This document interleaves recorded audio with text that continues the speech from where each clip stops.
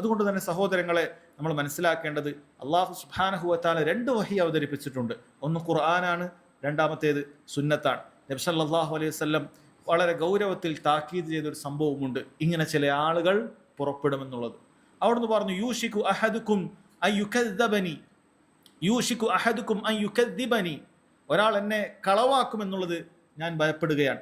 വഹുവ മുത്തക്കിഉൻ അലാ അരീകതിഹി, അവന്റെ ചാരുകസേരയിൽ ഇങ്ങനെ ചാരി ഇരുന്നു കൊണ്ട് എൻ്റെ ഹദീസുകളെ തള്ളിക്കളയുന്ന, കളവാക്കി കളയുന്ന ആളുകൾ വരുമെന്നുള്ളത് ഞാൻ ഭയപ്പെടുന്നുണ്ട്. യുഹദ്ദിസു ബി ഹദീസി, അവൻ എൻ്റെ ഹദീസിനെ കുറിച്ച് പറയും. ഫയഖൂലു, എന്നിട്ട് അവൻ അതിനെ പുച്ഛിച്ചുകൊണ്ട് പറയുകയാണ്, ബൈനനാ വബൈനക്കും കിതാബുല്ലാഹ്, നമുക്കിടയിൽ അള്ളാഹുവിൻ്റെ കിതാബാണുള്ളത്.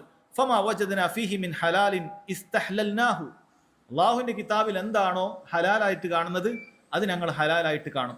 വമാ വജദ്നാ ഫീഹി മിൻ ഹറാമിൻ ഹറംനാഹു, അള്ളാഹുവിൻ്റെ കിതാബിൽ എന്താണോ നിഷിദ്ധമായി കാണുന്നത് അത് നമ്മൾ നിഷിദ്ധമായി കാണും. കേൾക്കുമ്പോൾ നല്ല രസമാണ്. ഒരാൾ വരിക ഖുറാനിനോടുള്ള ഭയങ്കര സ്നേഹം കൊണ്ടാണ് എന്ന് ചിലപ്പോൾ നമ്മൾ തോന്നിപ്പോവും, ഇവരാണ് യഥാർത്ഥത്തിലുള്ള ഖുറാനിൻ്റെ ആളുകൾ എന്ന് തോന്നിപ്പോവും. ഖുറാനിൽ എന്താണോ ഹലാൽ അതാണ് ഞങ്ങളുടെ അടുക്കൽ ഹലാൽ, ഖുറാനിൽ എന്താണോ ഹറാം അതാണ് നമ്മുടെ അടുക്കൽ ഹറാം എന്ന രൂപത്തിലാണ് അവർ സംസാരിക്കുന്നത്. നബി സല്ലല്ലാഹു അലൈഹി വസല്ലം പറഞ്ഞു കൊടുക്കുകയാണ്, അല, നിങ്ങൾ മനസ്സിലാക്കണം, വ ഇന്നമാ ഹറമ റസൂലുള്ളാഹ് മിസ്ലു മാ ഹറമല്ലാഹ്, അള്ളാഹുവിന്റെ റസൂൽ എന്താണോ നിഷിദ്ധമാക്കിയത് അത് അള്ളാഹു നിഷിദ്ധമാക്കിയത് തന്നെയാണ് എന്നാണ്. അല്ല, ചില ആളുകൾക്ക് അങ്ങനെയാണ്, ഹദീസിൽ എന്തെങ്കിലുമൊക്കെ കാണുമ്പോൾ ഹദീസിൽ ഇങ്ങനെ ഒരു വിലക്ക് വന്നിട്ടുണ്ടെന്ന് പറയാം. ഹദീസിലല്ലേ, ഹദീസ് ഖുറാന്റെ ആയത്തും അല്ല ഉണ്ടോ എന്നാണ്. അപ്പൊ ഹദീസിൽ വന്നത് ഇവനത് തൃപ്തിയായിട്ടില്ല.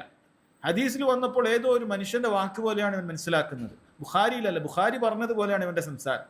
ബുഖാരി ഞാൻ പറഞ്ഞു എന്ന് പറഞ്ഞതുപോലെയാണ് ഇവന്റെ സംസാരം. ഇമാം ബുഖാരി റഹിമഹുല്ലാ വളരെ കൃത്യമായി നബി സല്ലല്ലാഹു അലൈഹി വസല്ലമയിലേക്ക് കണ്ണി മുറിയാത്ത രൂപത്തിൽ വിശ്വസ്തരിൽ നിന്നും പരമ്പരയോടുകൂടി നബി സല്ലല്ലാഹു അലൈഹി വസല്ലം പറഞ്ഞു, കേട്ടു എന്ന് പറഞ്ഞു വളരെ കൃത്യമായി ഹദീസുകൾ ഉദ്ധരിക്കുമ്പോൾ ഈ ആളുകൾക്ക് ഈ രൂപത്തിലാണ്. അതുകൊണ്ട് നബി സല്ലല്ലാഹു അലൈഹി വസല്ലം വളരെ കൃത്യമായി താക്കീത് ചെയ്യും, ഇങ്ങനെ ചില ആളുകൾ വരും, നമ്മളത് കണ്ടു കഴിഞ്ഞിരിക്കുന്നു.